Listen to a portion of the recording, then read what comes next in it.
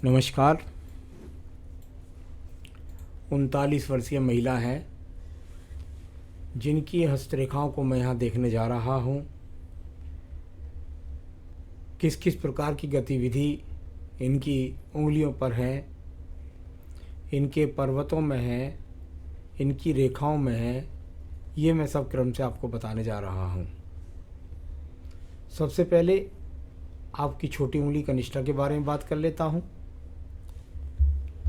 उंगली की लंबाई बिल्कुल अच्छी तरीके से पहुंच चुकी है सूर्य की उंगली के प्रथम पर्व तक, यानी बौद्धिक क्षमता बहुत अच्छी है,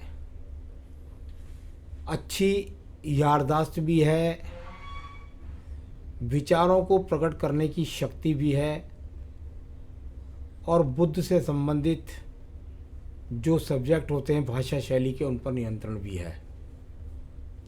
प्रथम पर्व मानसिक पर्व पर माइनस रेखाओं के प्रभाव हैं। दिमाग के अंदर कुछ ना कुछ टेंशन चल रही है। सेकंड पर्वत जब इस पर ये आड़ी रेखाएं हो जाएं दोनों हाथ के अंदर, तो निश्चित रूप से आपके जीवन में आपका अपनी भाषा पर नियंत्रण नहीं है, यानी कि वर्तमान में भी क्रोध आना, क्रोध में कुछ भी बोल जाना, इस तरह का, या अपने साथ के कुलीग के साथ भी संबंध में चिड़चिड़ापन होना, ये यहाँ संकेत दिखाता है। तीसरे पर्व पर राहु रेखाओं का प्रभाव, क्योंकि धन का कारक होता है ये पर्व, तो उस पर भी यहाँ माइनस रेखाएं यानी धन के आगमन वह संतोषजनक स्थिति के नहीं है जो होने चाहिए। यहाँ सूर्य की उंगली का प्रथम पर्व, यहाँ पर माइनस रेखा लग जाए, बीपी जैसे रोगों का आगमन, आँखों के नंबर का बढ़ जाना, साथ ही साथ क्रोध के साथ, तनाव के साथ रिश्तों का बिगड़ जाना। सेकंड पर्वत पर सूर्य का कारक रेखाएं आई हुई हैं, सावधान रहना होगा आपको झगड़े झंझट कोर्ट कचहरी मुकदमे से, ये राज्य सरकार से लाभ न दिलाने वाले संकेत।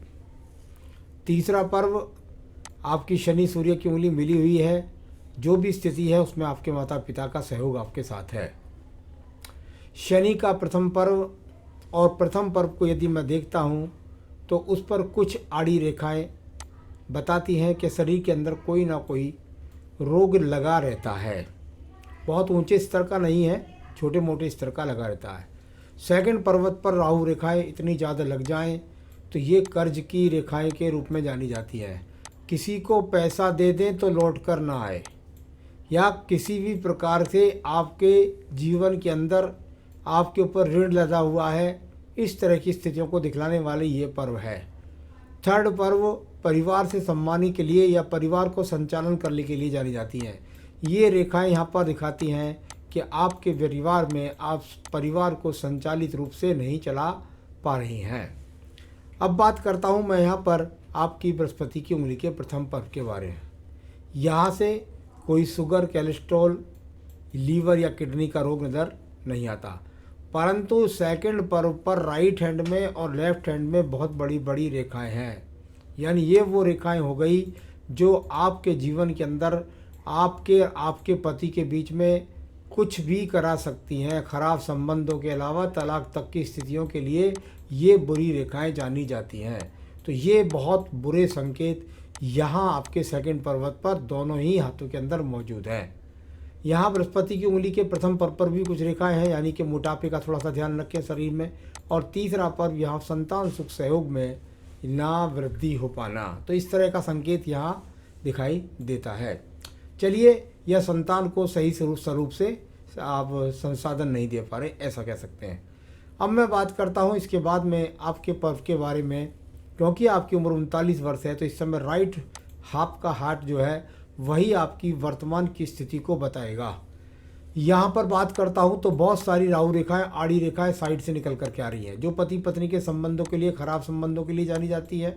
साथ ही साथ कभी कभी ऐसी रेखाएं वैवाहिक जीवन में दूसरा संबंध भी माना जाता है।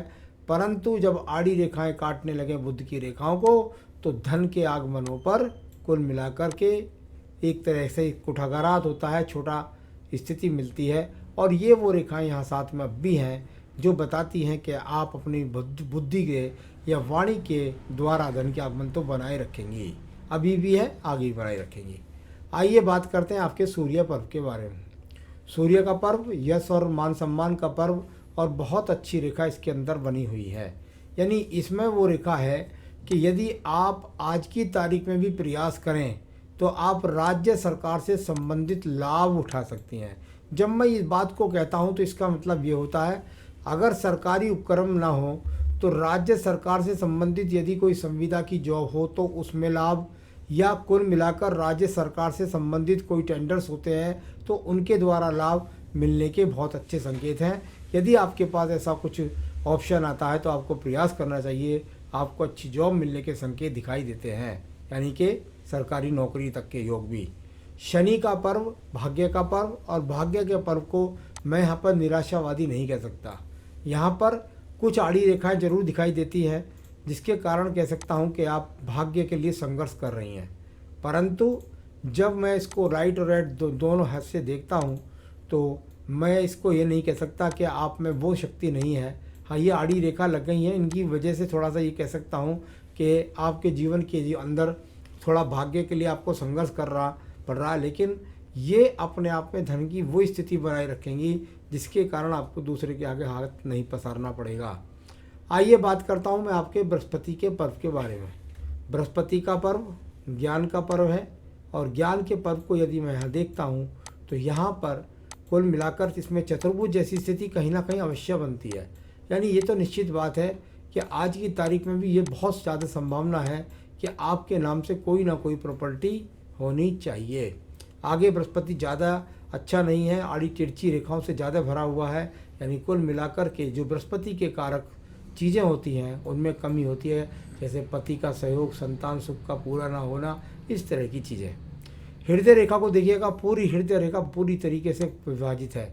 इतनी बुरी तरीके से हृदय रेखा अगर टूटी हुई हो, बिखरी हुई हो तो उसको 3 चीज़ों को प्रभावित करेगी। नंबर 1, आपके वैवाहिक जीवन को परेशान करेगी। नंबर 2, आप मन से चिंतित रहेंगी। और नंबर 3, आपका स्वास्थ्य भी आपको साथ नहीं देगा, स्वास्थ्य भी आपका खराब रहेगा। तो ये हृदय रेखा की स्थिति है। शुक्र पर्व का प्रथम अंगूठे का पर्व बहुत ज़्यादा आड़ी तिरछी रेखाओं से जब प्रभावित हो जाए तो संसाधनों के लिए आकर्षण होता है, परंतु संसाधनों में कमी बनी रहती है। सेकंड पर्व तर्क शक्ति का है, तर्क करने में, बहस करने में आप किसी से पीछे नहीं है। संतान रेखाएं भी यहाँ पर दिखाई पड़ती हैं मुझे तो निश्चित रूप से संतान आपके हाथ से जो दिखाई पड़ती है। आइए बात करते हैं इसके बाद में आपकी मंगल रेखाओं के बारे में। कर्म रूपी मंगल रेखाएं जब जब हाथ में से निकल कर चलेंगी तो ये बताती है कि भाई आप स्वप्न नहीं देखते, आप कर्म करते हैं। लेकिन ऊपर वाले मंगल में बहुत सारी आड़ी तिरछी रेखाएं गई हैं, यानी कुल मिलाकर आपके जीवन में संघर्ष तो रहा है और कर्म करने में आप किसी भी तरीके से पीछे नहीं हैं। तो अभी संघर्ष से विफलता के संकेत यहाँ पर नज़र नहीं आ रहे हैं। आइए बात करते हैं आपकी बुद्धि रेखा के बारे में। बुद्धि रेखा, उसको भी बहुत शुरू में काटा आड़ी तिरछी रेखाओं ने, अब ये यहाँ से लगातार एकदम संतुलन में चल रही है। यानी वर्तमान की स्थिति में बुद्धि बिल्कुल ठीक है, इससे मजबूती प्रदान करिए, इससे सही निर्णय लीजिए और तरक्की को प्राप्त करिए। सेकंड मंगल पर्वत पर जिस प्रकार की रेखा है ये कोर्ट कचहरी मुकदमे झगड़े झंझट के लिए कह रही हैं। यानी आने वाले समय में आपको कोर्ट कचहरी मुकदमे झगड़े झंझट का सामना हो सकता है, ये बहुत ज़्यादा संभावनाएं यहाँ हाथ के अंदर भी नज़र आती हैं। नीचे का चंद्र पर्वत भी बहुत ज़्यादा विचलित नज़र आ रहा है, इसमें भी बहुत ज़्यादा भाग दौड़ की रेखा है, टेंशन्स की रेखा है, छोटी छोटी रेखाएं हैं, बिखराव रेखाएं हैं। कुल मिलाकर के वो भिन्न रेखाएं दिखाई देती हैं जो आपको मानसिक टेंशन्स देती हैं, भागदौड़ कराती हैं और जीवन में सफलता में बाधा का उत्तर मानी जाती हैं। मैं बात करता हूँ आपकी बुद्ध रेखाओं के बारे में। यहाँ बुद्ध रेखाओं को देखता हूँ तो जहाँ एक आड़ी तिरछी रेखा जाकर थोड़ा मंगल से संपर्क बना रही है, तो कहीं मैंने झगड़े झंझट के लिए कहा था तो उसका भी ध्यान रखना है। साथ ही साथ ये वो बुद्ध रेखा है जो आपको 2 व्यवसाय क्षेत्र से तरक्की दिलाने के संकेत दिखाती हैं। यानी आप अपना स्कूल भी चलाते रहें, उसके साथ आप दूसरा कुछ काम भी करते रहें, या बुद्धि का बौद्धिक क्षमता का वहाँ तक पहुँचना बुद्ध पर्वत तक व्यवसाय के द्वारा जीवन में उन्नति के संकेत को भी दर्शा रहा है। एक हाथ को पढ़ना एक अलग तरीका होता है, लेकिन सवालों के लिए बताना एक अलग तरीका होता है। तो ये इस तरह की स्थितियाँ यहाँ पर दिखाई पड़ती हैं। अब बात करता हूँ मैं इसके बाद आपकी एक अन्य रेखा के बारे में, और वह है आपकी भाग्य रेखा। यदि आप भाग्य रेखा की बात करेंगी तो यहाँ आपको भाग्य रेखा लगातार चलती हुई नज़र आएगी। ये लगातार चली गई, यानी भाग्य तो कहीं भी आपका साथ नहीं छोड़ेगा, चलता रहेगा। परंतु एक मंगल रेखा जब जाकर इतनी ज़्यादा डाउन हो जाए तो ये रेखा अपने आप में आपके आने वाले 2 साल के अंतर्गत कोई बहुत बड़ा परिवर्तन आपके जीवन में आने की संभावना को दिखला रहा है। क्योंकि चंद्र पर्वत से संबंध है, तो कहीं ऐसा ना हो कि कोई कारण ऐसा ना हो जाए कि आपके ऊपर कोई उल्टा ब्लेम लग जाए, या आप जो है खुद किसी ऐसे कारण से अपने पति से तलाक की स्थिति का सामना ना करना पड़ जाए। कुछ इस तरह का संकेत यहाँ इस गिरने वाली रेखा के बारे में जाना जाता है। तो ये स्थिति है। केतु स्थल पर भी ज़्यादा चतुर्भुज बन रहे हैं, जो पूजा पाठ में ध्यान नहीं लगने देते हैं, इस तरह की स्थिति है। तो भाग्य रेखा भी है, और साथ के साथ यहाँ लगातार ये उन्नति की रेखाएं भी हैं। जो मैं कह रहा था भाई नौकरी के लिए प्रयास करें, वो भी आपको हो सकता है कि वो जो डाउन रेखा मैं बता रहा था 2 साल के अंदर आपको कोई जॉब मिल जाए सरकारी, और आप दूर स्थान पर परिवर्तन कर जाएं, और तब आपके पति का आपका अलगाव स्थिति पैदा हो जाए। अब बात करते हैं आपके यहाँ पर हम पर्व की, और वह पर्व है आपके पास शुक्र पर्व। शुक्र पर्व संसाधनों का पर्व, सामान्य रूप से शुक्र पर्व संसाधनों का ठीक ठाक है। और यहाँ पर मंगल रेखाएं भी हैं जो साहसिक रूप के रूप में ये आपके जीवन में 2 साल और चलने वाली हैं। इसके बाद ये आपका साथ छोड़ देंगे, यानी किसी भी विषम परिस्थिति में तब सामना आपको स्वयं करना पड़ेगा। आपकी आयु रेखा की यदि बात करता हूँ तो आयु रेखा लगभग बहुत अच्छी है, और इसको कह सकते हैं निश्चित रूप से 77-78 वर्ष की अभी है, आगे भी ये बढ़ती रहती है। तो ये तो एक रेखाओं को पढ़ने का तरीका था, लेकिन सवालों में बिल्कुल एकदम अलग स्थिति होती है। क्योंकि जब आपका पहला सवाल होता है वैवाहिक जीवन कलहपूर्ण है, कब सब ठीक होगा, तो मुझको कई कारक देखने पड़ते हैं। मुझको मंगल दिखाई पड़ती है, मुझको यहाँ इस क्षेत्र के अंदर कटाव जो होता है उसको देखना पड़ता है, मुझको बृहस्पति पर्व को देखना पड़ता है, द्वितीय मंगल पर्वत को भी देखना पड़ता है। तब ये स्थितियाँ पता लगती है कि हाँ भाई स्थिति विकट है, और साथ में ये पर्व भी। मुझे लगता है कि आने वाले 2 साल में कहीं ऐसा ना हो कि आपको तलाक की स्थिति का भी सामना करना पड़ जाए। तो ये स्थिति अभी मुझे नहीं लगती ये ठीक हो पाएंगी, शायद हो सकता है तलाक के बाद ही ठीक हो, लेकिन यहाँ स्थिति ठीक नहीं दिखाई नहीं दे रही। तो आपका मेरे मन के अंदर तो देखिए देखिए क्या है, मेरा काम ये नहीं है कि भाई आप जो कहें कि मुझे संदेह है पति के ऊपर या किसके ऊपर है, वो तो मैं उनके हाथ से पता लगाऊंगा, उनके चरित्र का या उनकी जन्म पत्री से पता लगेगा। मुझे तो यहाँ से एक बात पता लगती है कि आपके हाथ के अंदर पति के सुख में विलंब है, परेशानियाँ हैं, ये आप अपना भोग्य काल लेकर के पैदा हुई हैं। तो कुल मिलाकर ये यहाँ मुझे दिखाई देता है, और जिसमें अपनी स्थितियों को ठीक करने की स्थिति मुझे नज़र नहीं आती। कुछ भी स्थिति हो का सामना आपको करना पड़ सकता है। स्कूल चला रही हैं, चलाती रहिएगा, बुध अच्छा है, और पर्वत बुध का अच्छा है, और बृहस्पति में उस चीज़ का इन्वॉल्वमेंट ठीक है जिससे कि स्कूल को आप चला सकती हैं, और वो संतोषजनक स्थिति भी हो सकती है अगर उसमें आप पूरा प्रयास करें तो। आपको जॉब के प्रयास करने चाहिए सरकारी नौकरी करने के लिए, लेकिन अपना स्कूल बंद नहीं करना चाहिए। जब वो मिल जाए तब उसको छोड़ना चाहिए। कैरियर ऑप्शन में मेरे लिए क्या हित कर रहेगा, मुझे लेखन का शौक है, वो तो एक अलग से आप कर सकते हैं, उसमें कोई दिक्कत नहीं है। या सोशल प्लेटफार्म या जो कुछ विकल्प करें वो साथ साथ करते रहिए, लेकिन अपना स्कूल बंद जब तक मत करिए जब तक आपको अच्छी जॉब ना मिल जाए, क्योंकि अच्छी जॉब मिलने का संकेत इसमें ज़रूर निकलाई दिया है।